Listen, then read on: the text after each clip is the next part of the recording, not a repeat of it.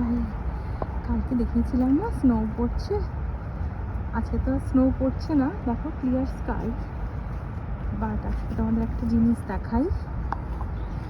Right now এখানে হচ্ছে হলো -2। এই যে জলগুলো দেখতে পাচ্ছি, এগুলো জমে যাওয়া জল, আর এগুলো সব এরকম জমে গেছে, ওপরটা পুরো বরফ হয়ে গেছে। Feels like -6। আর এই জায়গাটায় আমি এখন এসেছি স্কুলে দিতে, তো স্কুল থেকে ফেরার পথে ভাবলাম তোমাদের দেখিয়ে দিই। দেখো পুরো পুরো স্লিপারি, আর এরকম ওপরটা পুরো বরফ হয়ে গেছে জলে।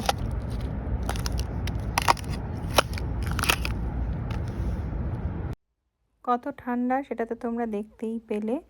তো এবার বাড়ি এসে না ভীষণ মনে হচ্ছে কি যে কলকাতায় থাকাকালীন যে আমরা নতুন গুড়ের সন্দেশ খেতাম, তো এরকম একটা কড়া ঠান্ডায় সেরকম একটা সন্দেশ যদি বানিয়ে নেওয়া যায়, খুব ইজি জানো তো বানানো।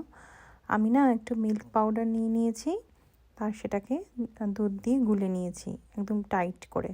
তারপর একটা পাত্রে আমি ঘি নিয়েছি, আর ওই মিল্ক পাউডারের যে গুলে রেখেছিলাম সেটা ওর মধ্যে দিয়ে ভালো করে ওটাকে নাড়িয়ে চাড়িয়ে, ওর মধ্যে নতুন গুড় আমার কাছে ছিল ঝোলা গুড়, সেটা আমি দিয়ে দিয়েছি। তারপর ওটা দিয়ে নাড়িয়ে চাড়িয়ে ওটাকে যখন এরকম টাইট হয়ে গেছে, তখন সেটাকে একটা পাত্রে নামিয়ে হাতে একটুখানি ঘি লাগিয়ে এরকম গোল গোল করে চ্যাপ্টা করে করে সুন্দর করে মিষ্টি বানিয়ে নিয়েছি। আর ওপর থেকে সাজানোর জন্য একটু কিশমিশ দিয়ে নিয়েছি, সেটা না দিলেও হয়।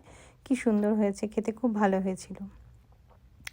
এদিকে আবার আরেকটা রেসিপি আমি তোমাদের সঙ্গে শেয়ার করতে চাই। এটা খুব ইজি একটা রেসিপি, থাই গ্রিন কারি রেসিপি। এটা একবার বানিয়ে দেখো, খুব ভালো। গাজর আর বিনস কেটে নিয়েছি, সেটাকে অল্প একটু তেলের মধ্যে দিয়ে আমি একটু ওপর থেকে নুন দিয়ে নিয়েছি। এবার সেটাকে ভালো করে একটু ভেজে টেজে নিয়ে তারপরে ওর মধ্যে আদা আর রসুন বাটা বেশ খানিকটা দিয়েছি।